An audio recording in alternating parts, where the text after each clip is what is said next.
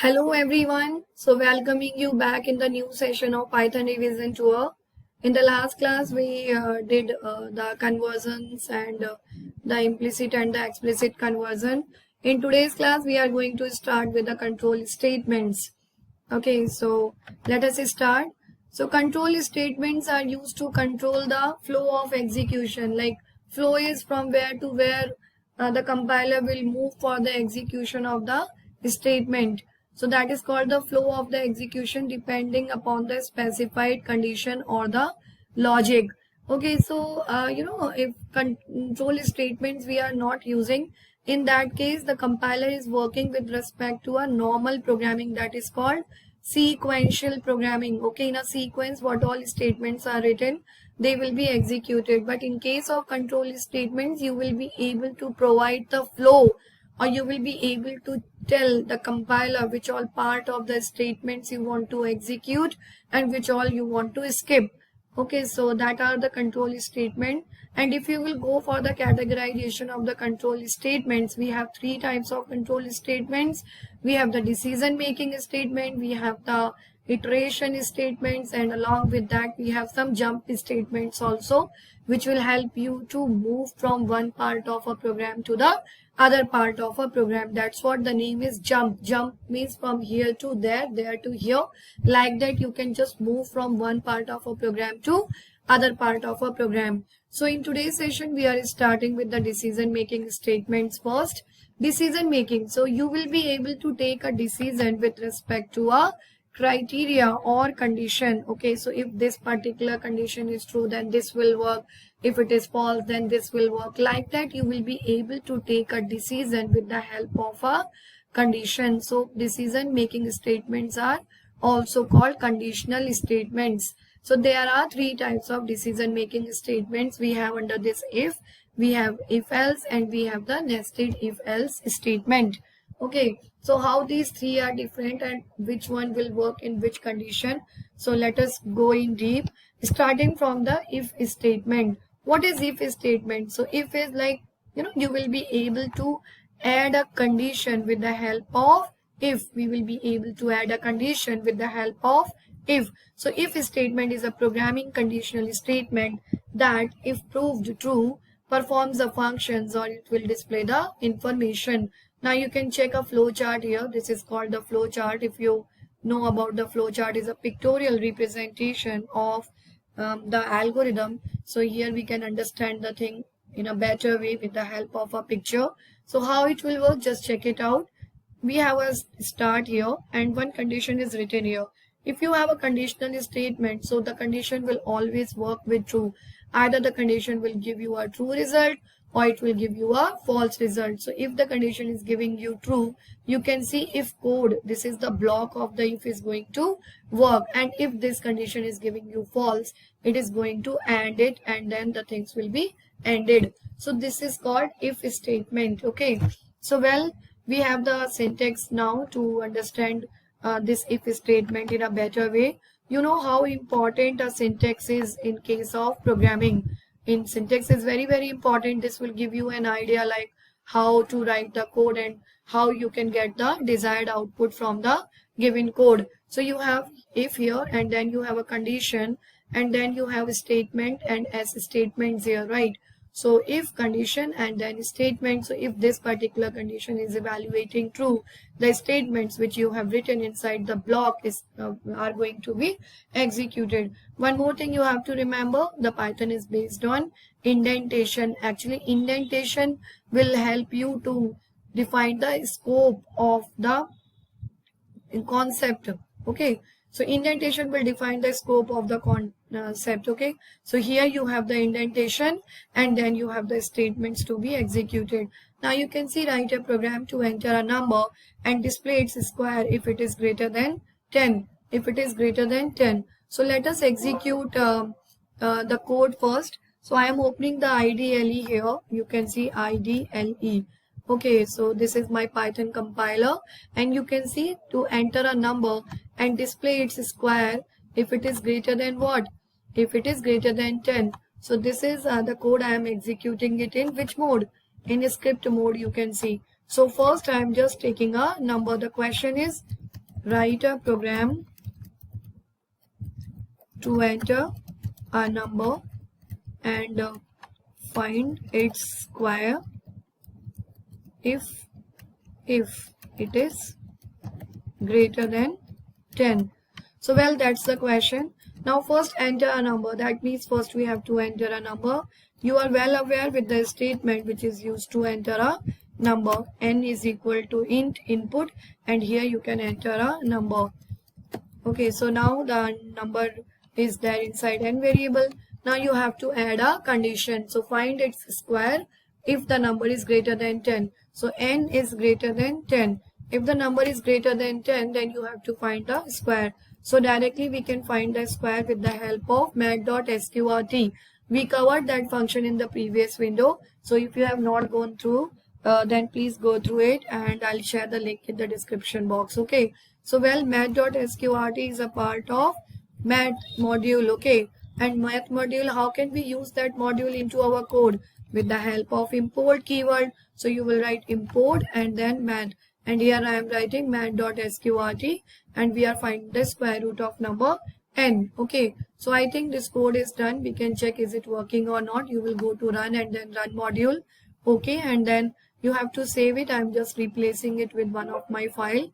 So yes, I replaced it.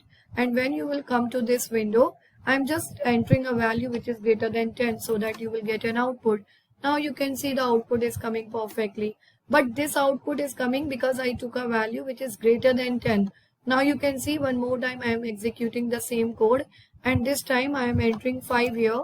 So no output is coming. Right, no output is coming. The reason is I wrote this statement to find the square root of a number inside this condition. Condition is if n is greater than 10. But I entered 5. 5 is less than 10. So condition is evaluating false and there is no output. Okay. So that's the code also I have shown. So decision making if statement is done. Moving to the next one, we have some examples here, and the decision making logical operator in the if statement. How can we use logical operator? You remember the operator and, or, and not. These three operators are the part of logical operators. Now you can see two values are given here. X is 1 and Y is 2. If you want to add these two conditions, okay, so here you can see and is there. So if this is also evaluating true and this one also, expression 1 and 2 both are evaluating true, then the resultant will be true only, and the statement which is written inside this if condition will be executed. So you have X here is equal to 1. So 1 is equal to 1, that's true, and 2 is equal to 2, that is also true. It will give you this output condition matching the criteria, condition matching the criteria. Okay, that's the output. So well, why I have given this example, just to make you clear.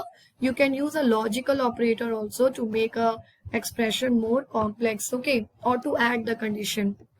Now moving to the second part of it, we have the second decision making statement, which is if else. So the last question which we have executed was working only if the condition is evaluating true. Now you can imagine, suppose the condition is evaluating false. In that case, we are not getting any output, but this is looking a little odd. Okay, I want to add one condition for the false part also. I want to add a condition obviously for the true part, but along with that I want to add a condition for the else part as well. So how can I do that? In that case, this if else will help you to solve your problem. Okay, so if else statement executes some code if the test expression is true, non-zero, and some other code if the test expression is false. Now you please check, this is the decision box.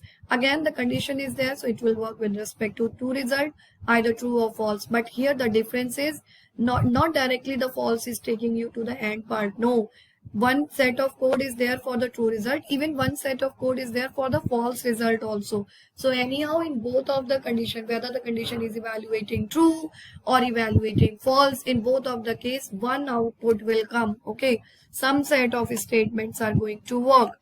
So well, let us go with the syntax, which is very important. Just make a note of it. So we have if, then condition, and then colon, and then you can see the indentation here, because this is the scope of if. Okay, and this is the scope of else. This is the scope of else. Okay.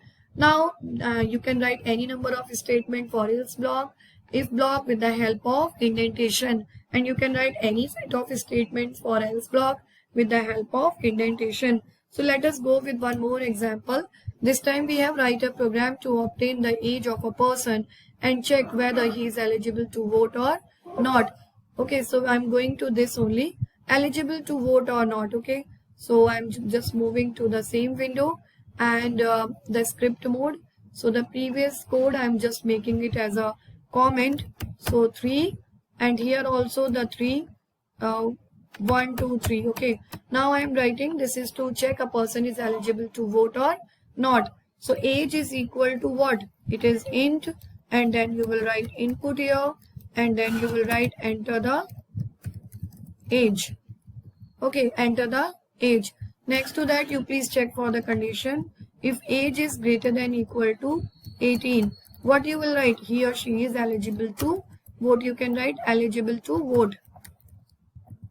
Okay, and then for the else part, now I am starting else, but else is parallel to if. Okay, so you can see both are parallel to each other.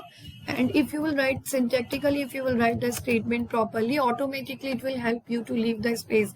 You know, I am not typing the space automatically. If I am using the syntax properly, then the IDLE will help me to define the things properly. Okay, not eligible to vote. Not eligible to vote. Now you can see I'm executing it. So again the same thing, we will go to run and the run module, and it's asking me to enter the age. Suppose I'm entering age. Eligible to vote. Oh, the spelling is incorrect only. GIBLE. Okay, eligible to vote. So well, this is the code for the same question. So I hope you are clear with this. Okay, like how the if is working and how the if else is working. Now moving to the third part, which is the decision making statement, and here you will be able to work with multiple condition or nested if. So you can check the nested if. Nested means one inside another. Okay, nested means one inside another.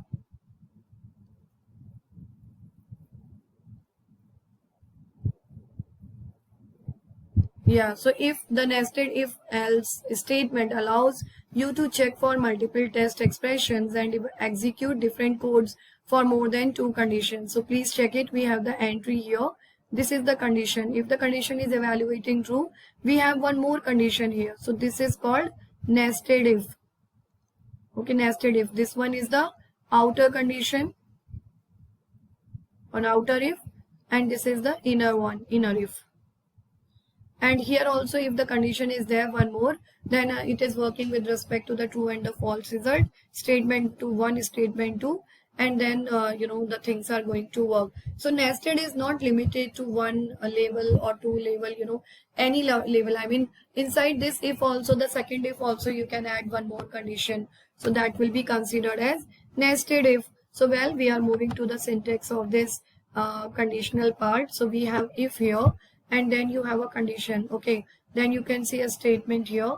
If this particular condition is not true, it is going to the second one, else if, and if this is also not true, then it will go to else. Well, else if here you can just add any number of conditions here. There is no restriction with respect to the same. You can add any number of conditions with the help of else if. And if all these conditions are evaluating false, let us consider all these conditions are evaluating false. So it will go to the else block, right? It will go to the else block and will execute it. So you can take one question like, you know, you can just imagine any of the question, something like the grading system. So well, I'll make this also as the comment only, the multi-line comment. And here I'm writing something like, you know, if 90 to 100% marks are there, so this is A grade. Okay, then 80 to 90 is there, then we have the B grade. Okay, like that only. I'm just adding some conditions here. So grade, you can just write it in capital A and capital B. So well, I'm just adding. Okay, let me add one more. If it is 60 to 80, so then we have the C grade, and then less than 60 is what? Is fail only, or less marks, something you like that only you can just mention. So these are the condition. Well, this one is from 91 and this one is from 81. Okay, so these are the conditions. So now we can start with the code. So first the marks are required. So first you will input the marks. Okay, so marks is equal to int and then input, enter the marks. Okay, and then we have if marks are something falling in between this 91. So marks is greater than equals to 91 and marks are, what you will write, marks are less than equal to 100. So what you will write, you will print A grade. So you can give that grade in capital A and that in double quote or in single quote, anything is fine. Then you will go for else if. This time the marks are greater than equal to what, 81 and marks are less than equal to 90. So in that case you have to print the grade as B, capital B. Then you can add one more condition, elif. Okay, this time we have marks are greater than equals to 60 and less than equal to 80, right? So then the grade is C, print C. And then the last is else only. So you will write here else, and what you will write, print less marks. So let us execute this code. We'll check it's working or not. So you have to go to run module and then run module. When you will go to the window, it is asking you to enter them 67. For 67 is falling in between this C grade. So I'm getting C here, which is perfectly working. So I hope you are clear with this stuff. So we are done with all the 3 decision making statements. So I hope you are clear with this. If you have still any doubt, please don't forget to write it in the comment box. I'll sort out your query. And please don't forget to like, subscribe, and to share with your friends. Thank you. Bye.